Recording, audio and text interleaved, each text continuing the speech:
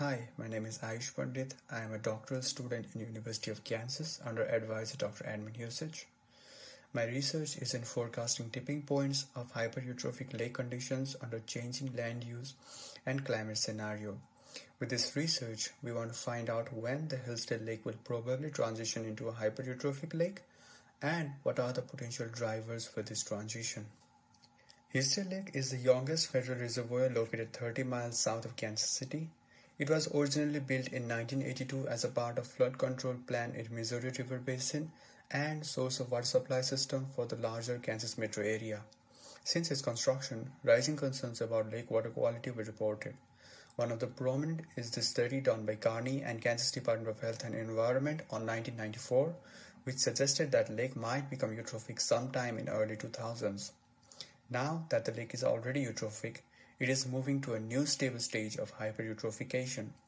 What makes hypereutrophication critical is that it requires a lot of resources and economy to revert the lake back to its natural condition. So what is eutrophication anyways? Eutrophication is when there are lots of nutrient accumulation in the lake, primarily nitrogen and phosphorus, which usually favors a class of organism known as blue-green algae or cyanobacteria. These algae consume available oxygen in the lake, increasing biological oxygen demand, which results in death of fish population and extinction of native flora and fauna. When these algae die off, they consume large amount of oxygen, forming hypoxic or oxygen-deprived layers. Since upper eutrophic layers prevent the free exchange of gases, the hypoxic layers will accumulate over time, forming permanent dead zones within the lake. These dead zones can no longer support life and therefore directly hamper lake ecosystem. Also, the carbon dioxide storage increases the risk of events known as limnic eruptions. Some algae are also reported to form toxins which are harmful for human health, thereby making lake unsuitable for water supply system. Over the years, we see that the land use in Hillsdale Basin has moved further away from forest and pasture and more towards cropland and urbanization, leading to an increase in nitrogen and phosphorus fluxes into the lake.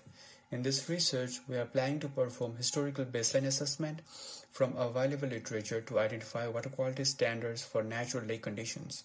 We'll be using SWOT model to estimate nutrient inflow from the basin and WASP model to understand nutrient dynamics and accumulation within the lake.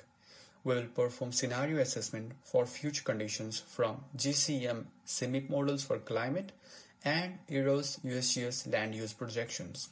So far, we have started building and calibrating hydrologic model in SWOT. We have reached a model efficiency with NSE of 0.4 in Edgerton and Spring Hill observation sites.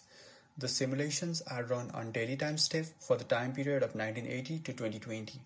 We are planning to collect water quality samples for the next 2 years from the stations within the lake and supplement them with existing database and use them in coupled WASP and SWOT model to find when the lake will reach hypereutrophic conditions. Based on preliminary estimates, the lake will likely transition into hypereutrophic conditions sometime within 2027 and 2035. Our study has also found the phosphorus is no longer a limiting nutrient in Hillsdale Lake, and sediment erosion can become a rising concern in the near future. Finally, our study will suggest appropriate management practices to reduce pollution from point and non-point sources, as well as improve lakes' water quality conditions, recreational value, and validate the efforts in making Hillsdale Reservoir a successful lake conservation enterprise. Lastly, we want to thank Kansas Department of Health and Environment for providing with funds to support the project, University of Kansas for providing us with doctoral fellowship, and Ego Hydraulics Group for providing with resources to make this project possible. I am excited to see you all guys in conference. Thank you.